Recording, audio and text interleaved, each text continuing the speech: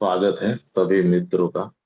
बुद्धत्व का मनोविज्ञान, इस पुस्तक के आज हम 5वें चैप्टर में हैं और उसका नाम है गुह्य के खेल, विकास में अवरोध। तो यहाँ साधक भगवान से पूछता है कि भगवान, क्या शरीर और मन, पदार्थ और चेतना, भौतिक और आध्यात्मिकता के बीच में कोई विभाजन है?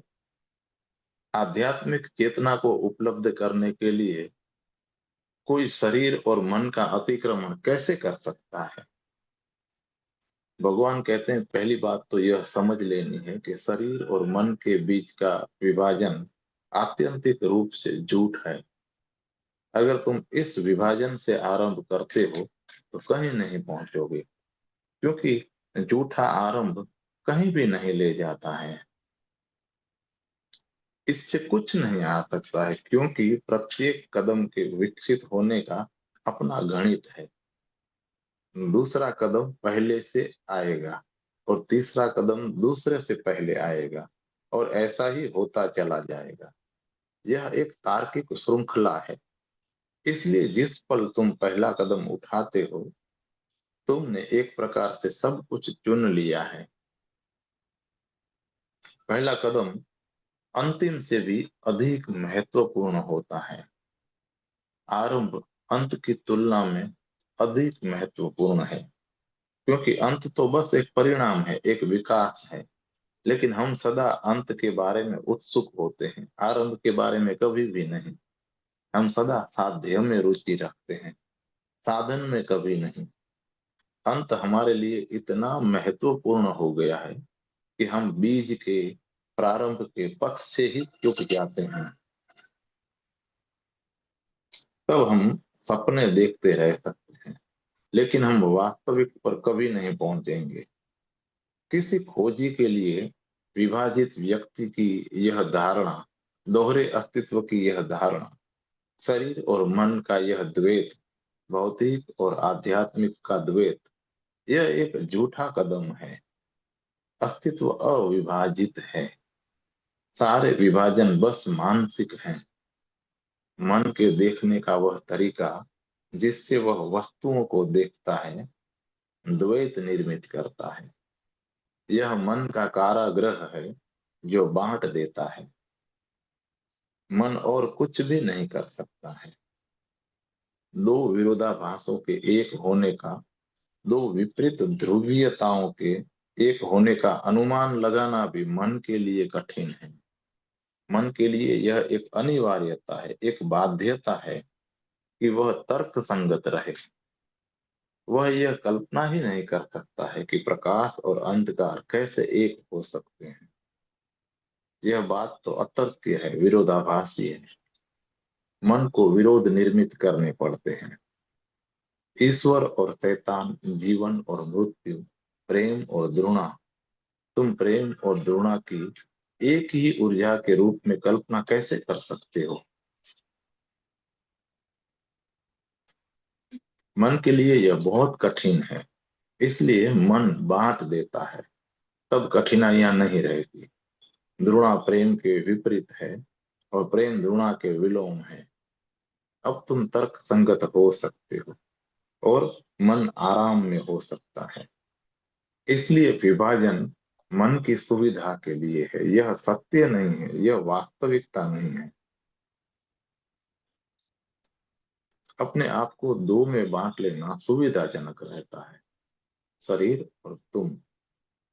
लेकिन जिस पल तुमने बांटा, तुमने एक गलत कदम उठा लिया।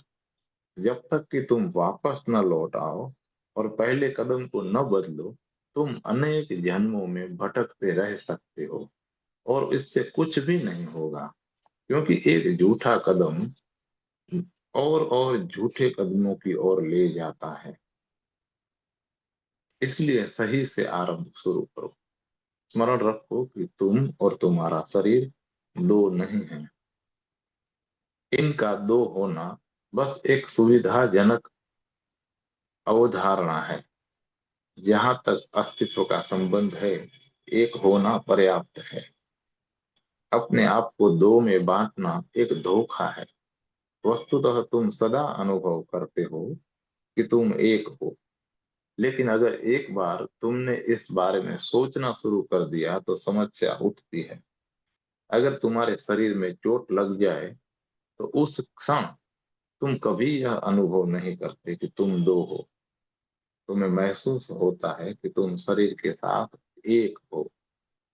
सिर्फ बाद में जब तुम इसके बारे में सोचना आरंभ करते हो तब तुम उससे बांटते हो। वर्तमान के क्षण में कोई विभाजन नहीं है। उदाहरण के लिए, अगर कोई तुम्हारे सीने पे छुरा रख दे, ठीक उसी क्षण में वहां पर कोई विभाजन नहीं होता। अगर तुम ऐसा नहीं सोचते हो कि वह तुम्हारे शरीर को मारने जा रहा है, तुम सोचते हो कि वह तुम्हें मारने जा रहा है। सिर्फ बाद में जब यह घटना स्मृति का हिस्सा बन चुकी होती है, तुम बांटते हो। अब तुम चीजों को देख सकते हो, उनके बारे में सोच सकते हो। तुम कह सकते हो कि वह आदमी तुम्हारे शरीर को मारने जा रहा था, किंतु उस क्षण में तुम यह नहीं कह सकते थे। जब भी तुम अनुभव करो, तुम्हें एकता अनुभव होती है। जब भी तुम सोचते हो, तुम बांटना शुरू कर देते हो। तब शत्रुता निर्मित होती है। तुम शरीर नहीं हो। अगर तुम शरीर नहीं हो तो एक खास तरह का संघर्ष विकसित होता है। प्रश्न उठता है कि कौन मालिक है, शरीर या मैं। तब अहंकार आहत अनुभव करने लगता है। तुम शरीर का दमन करने लगते हो। और जब तुम शरीर का दमन करते हो तो तुम अपने आप का दमन कर रहे हो। जब तुम शरीर के साथ संघर्ष करते हो तो तुम अपने आप के साथ संघर्ष कर रहे हो। इस तरह से बहुत सा संशय निर्मित हो जाता है और यह आत्मघाती बनता जाता है। अगर तुम प्रयास भी करो तो भी तुम अपने शरीर को वास्तविक रूप से दबा नहीं सकते। मैं अपने बाएं हाथ को अपने दाएं हाथ से कैसे दबा सकता हूँ? वे दो की भांति दिखते हैं, पर दोनों में एक ही ऊर्जा बहती है। अगर वास्तव में वे दो हों, तब दमन संभव हो सकता था। और केवल दमन ही नहीं, बल्कि पूर्ण विनाश भी संभव हो सकता था। किंतु अगर दोनों में एक ही ऊर्जा बह रही है, तो मैं अपने बाएं हाथ का दमन कैसे कर सकता हूँ? यह बस एक बनाया हुआ विश्वास है। मैं अपने दाएं हाथ को बायां हाथ नीचे गिराने दे सकता हूँ और मैं ऐसा दिखावा कर सकता हूँ कि मेरा दायां हाथ जीत गया है। पर अगले ही क्षण मैं अपने बाएं हाथ को ऊपर उठा सकता हूँ और वहां उसे रोकने वाला कोई न होगा। यही वह खेल है जो हम खेला करते हैं। यह चलता रहता है। किसी समय तुम काम वासना को नीचे धकेल देते हो और किसी समय काम वासना तुम्हें नीचे धकेल देती है। यह एक दुष्चक्र बन जाता है। तुम कभी काम वासना का दमन नहीं कर सकते हो। तुम इसका रूपांतरण कर सकते हो, किंतु तुम इसका दमन कभी भी नहीं कर सकते। तुम और तुम्हारे शरीर के बीच विभाजन से आरंभ करना दमन की ओर ले जाता है। इसलिए अगर तुम रूपांतरण चाहते हो तो तुम्हें विभाजन से आरंभ नहीं करना चाहिए। रूपांतरण सिर्फ पूर्ण को पूर्ण की भांति समझने से आ सकता है। पूर्ण को विभाजित खंडों में समझने की गलतफहमी से दमन पैदा होता है। अगर मैं जानता हूं कि दोनों हाथ मेरे हैं, तो एक को दबाने का प्रयास असंगत हो जाता है। तब यह संघर्ष अर्थहीन हो जाता है, क्योंकि कौन किसको दबाएगा, कौन किससे लड़ेगा? अगर तुम अपने शरीर के साथ विश्रांति को अनुभव कर सको, तब तुम पहला कदम उठा सकते हो, जो ठीक कदम होगा। तब विभाजन या दमन नहीं आएगा। अगर तुम स्वयं को अपने शरीर से अलग करते हो, तो बहुत सी बातें अपने आप ही उसके पीछे आ जाएंगी। जितना अधिक तुम शरीर को दबाओगे, उतना ही अधिक तुम हताश होते जाओगे, क्योंकि दमन असंभव है। क्षणिक युद्ध विराम हो सकता है, किंतु फिर तुम पराजित हो जाओगे। और तुम जितना अधिक हताश होगे, उतना ही विभाजन बढ़ेगा। तुम और तुम्हारे शरीर के बीच की खाई और अधिक चौड़ी हो जाएगी। तुम इसके प्रति और अधिक शत्रु भाव अनुभव करने लगोगे।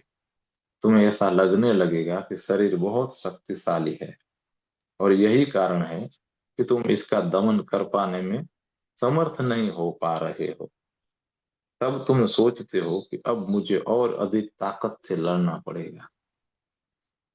यही कारण है कि मैं कहता हूं, हर बात का अपना तर्क है। अगर तुम गलत प्रस्तावना से शुरू करो तो तुम आगे और आगे अंत तक चलते रह सकते हो, लेकिन पहुंचते कहीं नहीं हो। प्रत्येक संघर्ष तुम्हें दूसरे संघर्ष में ले जाता है। मन को लगता है शरीर सबल है और मैं निर्बल हूं, मुझे इसका और अधिक दमन करना होगा। या उसे लगता है कि मुझे अब अपने शरीर को कमजोर कर लेना चाहिए। सारी तपस्याएं शरीर को कमजोर बनाने का प्रयास मात्र है। किंतु तुम शरीर को जितना कमजोर बनाते हो, तुम भी उतने ही कमजोर हो जाते हो। तुम और तुम्हारे शरीर के बीच वही तुलनात्मक शक्ति बनी रहती है। जिस क्षण में तुम कमजोर होते हो, तुम और अधिक हताश अनुभव करने लगते हो, क्योंकि अब तुम्हें आसानी से हराया जा सकता है और तुम इसके बारे में कुछ कर भी नहीं सकते। तुम जितने और कमजोर होगे, शरीर के खिंचाव से ऊपर उठने की संभावना उतनी ही कम होती चली जाएगी, और तुम्हें इससे और अधिक लड़ना पड़ेगा। इसलिए पहली बात है, विभाजन के रूप में नहीं सोचना। यह विभाजन भौतिक और आध्यात्मिक, शारीरिक और मानसिक, चेतना और पदार्थ केवल भाषा की भ्रांति है। यह सब मूढ़ता भाषा के कारण उत्पन्न हुई है।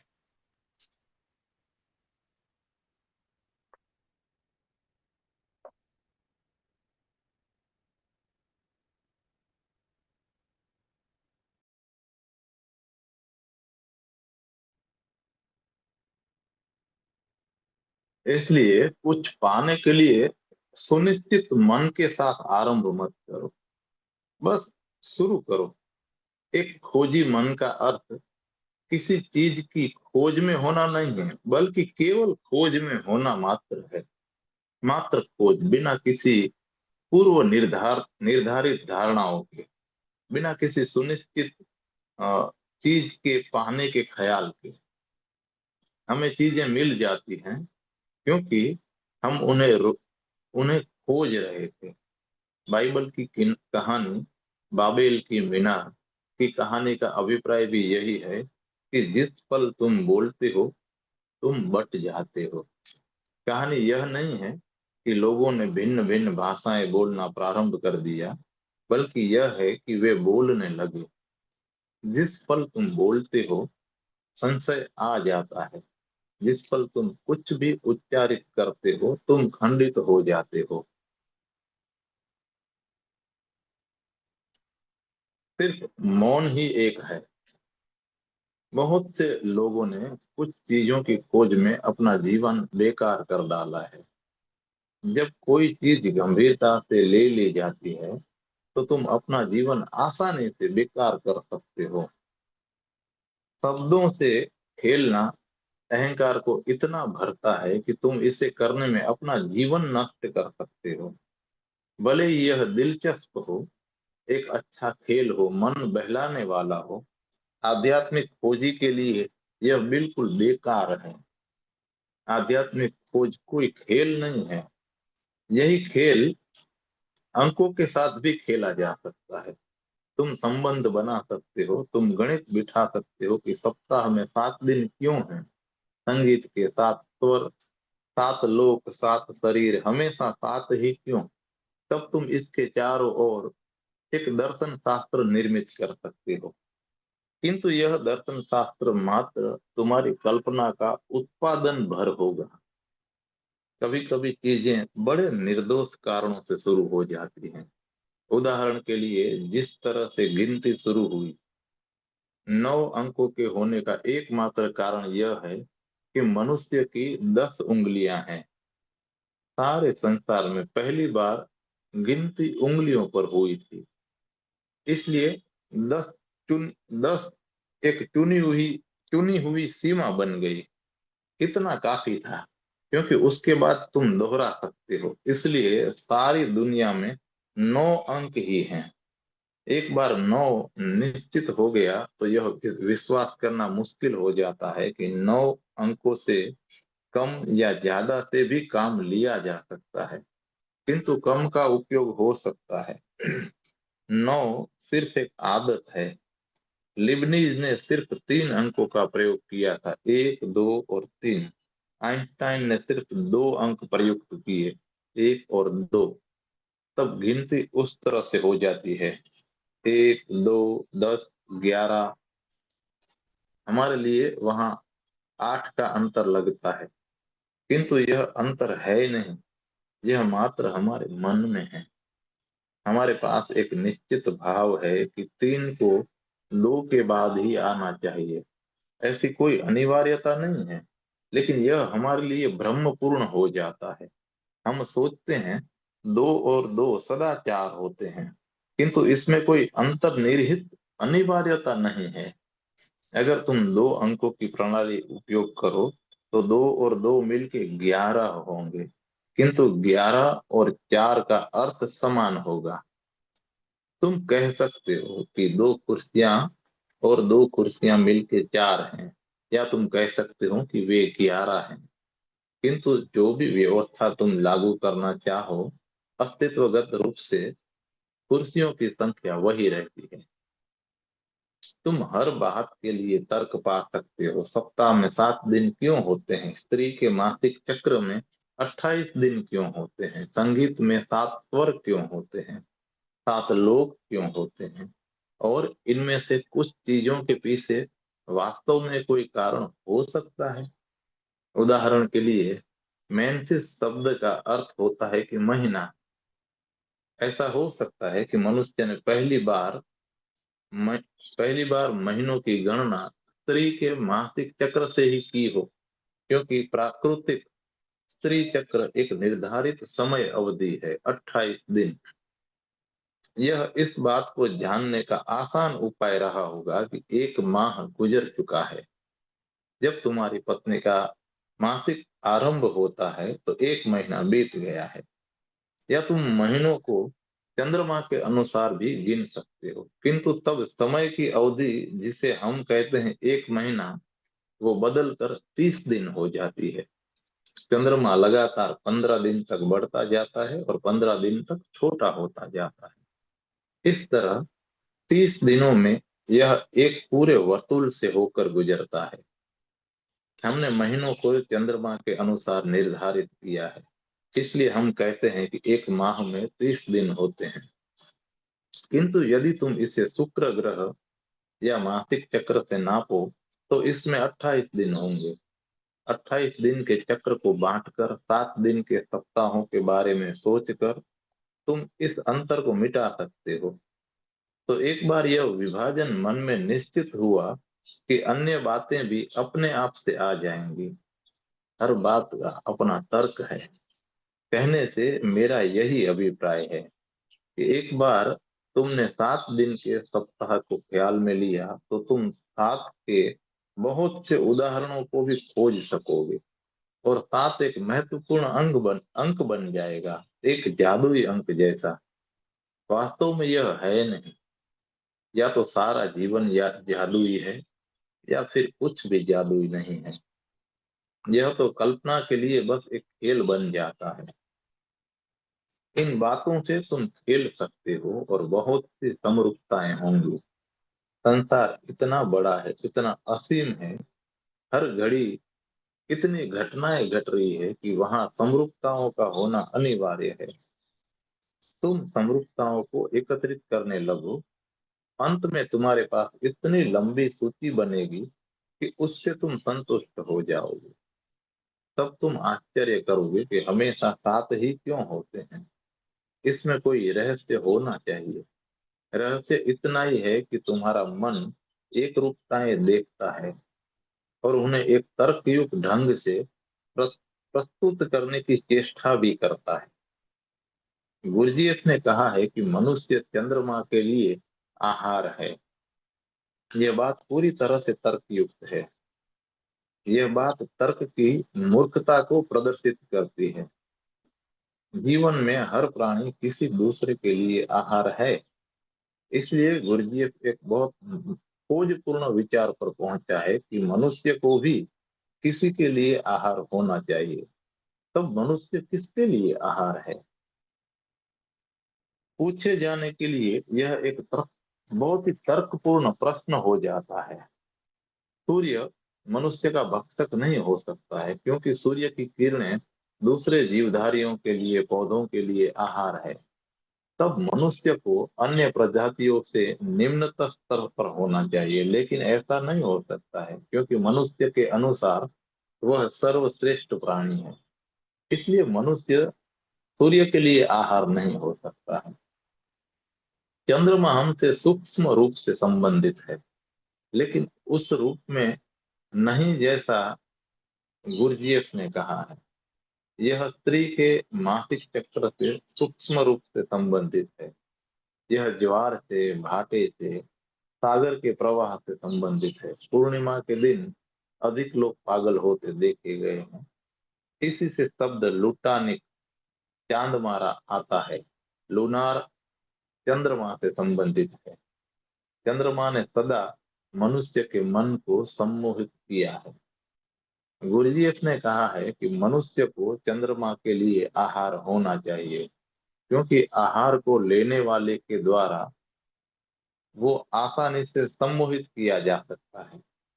पशु, विशेषकर सांप, अपने शिकारों को पहले सम्मोहित कर लेते हैं। वे इतने पंगु हो जाते हैं कि उन्हें खाया जा सकता है। यह दूसरी समरूपता है जिसको गुरजीएफ ने प्रस्तुत किया है। कवि, पागल, सौंदर्य शास्त्री, विचारक सभी चंद्रमा से सम्मोहित हैं। वहां कोई बात तो होनी ही चाहिए। मनुष्य को चंद्रमा का आहार होना चाहिए। तुम इस विचार के साथ खेल खेल सकते हो। गुरजेफ के समान उर्वर मस्तिष्क के साथ बातें तार्किक रूप में समायोजित हो जाती हैं। गुरजेफ महान प्रतिभाशाली था, जो बातों को इस तरह से प्रस्तुत करता था कि भले ही वे कितनी भी असंगत हो, पर वे तार्किक, बुद्धिपूर्ण और अर्थपूर्ण प्रतीत होती थी। उसने एक सिद्धांत की कल्पना की और फिर उसकी कल्पना ने बहुत से अंतर संबंध, बहुत से प्रमाण पा लिए। व्यवस्था बनाने वाला प्रत्येक व्यक्ति तर्कों का प्रयोग तोड़ मरोड़ कर अपनी बात को सिद्ध करने के लिए करता है। व्यवस्था बनाने वाला प्रत्येक व्यक्ति जो सत्य के साथ रहना चाहते हैं, वे लोग व्यवस्थाएं नहीं बना सकते हैं। उदाहरण के लिए, मैं कभी कोई व्यवस्था नहीं बनाऊंगा, न बना सकूंगा, क्योंकि मेरे लिए उसका प्रयास ही गलत है। मैं तो जो मैं कहता हूँ उसमें केवल आंशिक हो सकता है, अपूर्ण।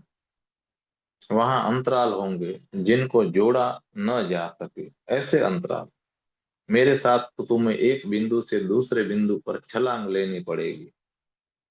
व्यवस्था बहुत आसानी से बनाई जा सकती है, क्योंकि अंतराल कल्पना से भरे जा सकते हैं। तब सारी बात बहुत स्पष्ट, साफ और तर्कपूर्ण हो जाती है। किंतु जैसे ही तर्कपूर्ण हो जाती है, यह अपने मूल अस्तित्वगत स्रोत से दूर और दूर होती जाती है। जितना अधिक तुम ध्यान लेते हो, उतना ही अधिक तुम अनुभव करते हो कि बीच में कुछ अंतराल हैं जो भरे नहीं जा सकते हैं। अस्तित्व कभी भी तर्क संगत नहीं हो सकता है, कभी भी नहीं। व्यवस्था का तर्क संगत होना जरूरी है, किंतु अस्तित्व कभी भी अपने आप में तर्क संगत नहीं है। इसलिए कोई व्यवस्था कभी इसको परिभाषित नहीं कर सकती है। जहां कहीं भी मनुष्य ने अस्तित्व को परिभाषित करने के लिए व्यवस्थाएं निर्मित की हैं, भारत में, ग्रीस, चीन में, उसने खेल ही निर्मित किए हैं। यदि तुम पहले कदम को सच्चा मान लो तो सारी व्यवस्थाएं कुशलता पूर्वक कार्य करती हैं। किंतु अगर तुम पहले कदम का स्वीकार न करो तो सारा ढांचा ढह जाता है। यह सारा ढांचा एक काल्पनिक कसरत है। यह अच्छा है, काव्यपूर्ण है, सौंदर्य युक्त है, किंतु अगर कोई व्यवस्था जिद करती है कि अस्तित्व को इसके द्वारा दी गई परिभाषा ही परम सत्य है तो यह हिंसक और विध्वंसात्मक हो जाती है। सत्य की व्यवस्थाएं काव्य हैं। वे सुंदर हैं लेकिन वे बस काव्य हैं। उनमें बहुत से अंतराल कल्पना द्वारा भरे गए हैं।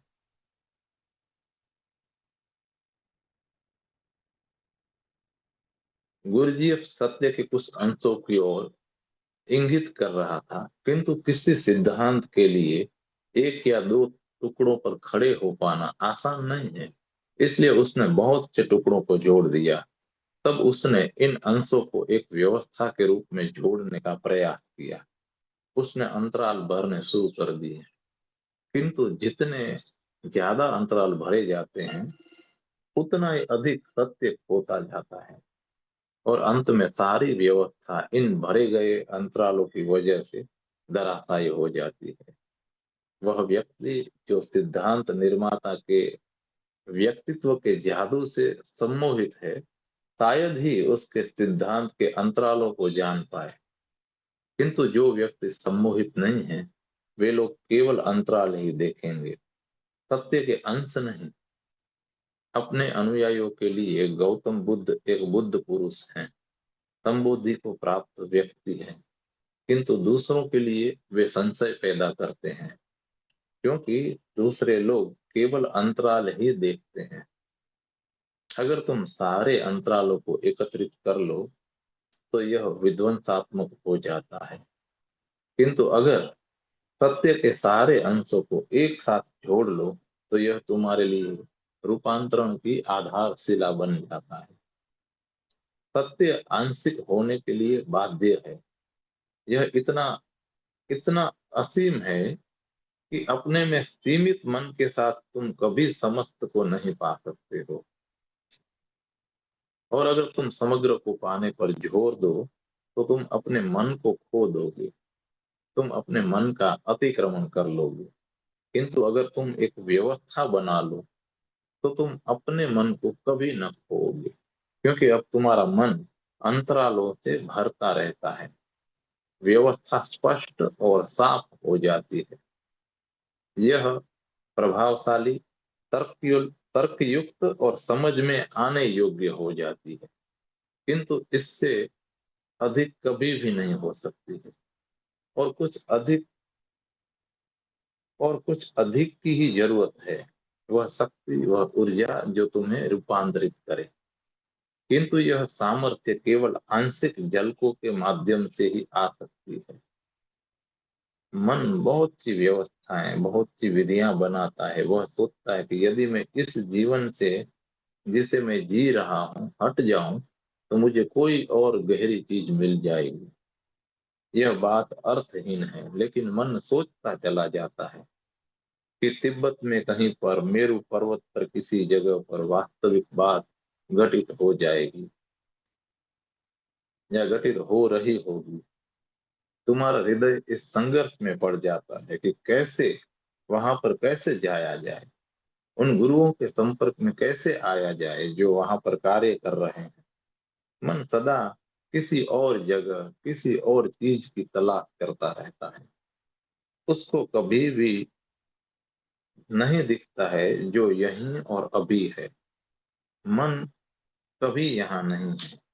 मन हमेशा कहीं और है, और प्रत्येक सिद्धांत लोगों को आकर्षित करता है। इसी समय मेरू पर्वत पर वास्तविक घटना घटित हो रही है। वहां चले जाओ, वहां के गुरुओं के साथ संबंध जोड़ लो और तुम रूपांतरित हो जाओगे। इन चीजों का शिकार मत बनो। अगर उनमें कोई भी आधार हो तो उनमें फंसो मत। कोई तुम्हें कोई ऐसी बात बता सकता है जो वास्तविक हो, लेकिन तुम्हारे आकर्षण का कारण गलत है। सत्य तो यही और अभी है। यह अभी तुम्हारे साथ है। बस अपने ऊपर कार्य करो। अगर कोई व्यक्ति मेरु पर्वत पर चला भी जाए, उसे लौटकर अपने ऊपर आना ही पड़ेगा। अंतिम रूप से व्यक्ति पाता है कि मेरु पर्वत यही है, तिब्बत यही है, यही मेरे भीतर, और मैं भटकता रहा और सब कहीं और तलाशता रहा। व्यवस्था जितनी अधिक तर्क संगत होती है, उतनी ही वह बिखर जाती है और किसी तर्कातीत को भीतर आना पड़ता है। लेकिन जिस पल तुम तर्कातीत तत्व को भीतर लाते हो, मन बिखरने लगता है। इसलिए व्यवस्थाओं की चिंता मत करो। बस यहीं और अभी में छलांग लगा दो। धन्यवाद मित्रों। हम आगे के चैप्टर की ओर बढ़ते हैं।